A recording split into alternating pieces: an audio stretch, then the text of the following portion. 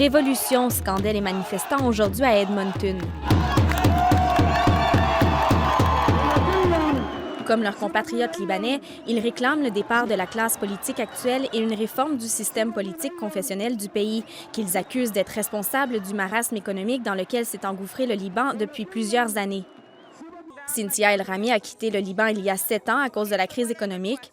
Toute sa famille est restée là-bas, dont sa cousine, qu'elle appelle régulièrement. What's happening in Lebanon right now? Are you guys on the streets? Yes, of course. We are all united. All Lebanese are united today. We're asking for the government to go down. Nous voulons que le gouvernement démissionne dès que possible.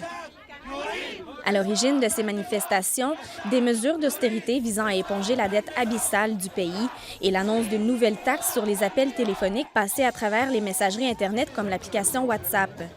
Devant la colère des Libanais, le gouvernement a renoncé à la taxe et annoncé une série de réformes, mais cela n'a pas suffi à calmer les protestataires qui y voient une ultime tentative de sauver la classe politique. Les Libanais, ils ne croient pas les politiciens.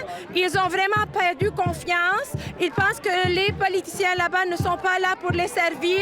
Ils sont là pour se servir.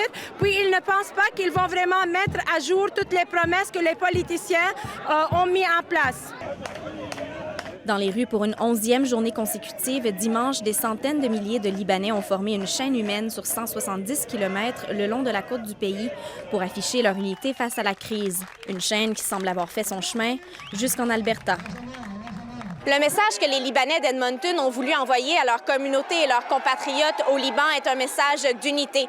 Et malgré la distance, ils espèrent que leur voix se fera entendre jusqu'à Beyrouth. Ici Andréane Williams, Radio-Canada, Edmonton.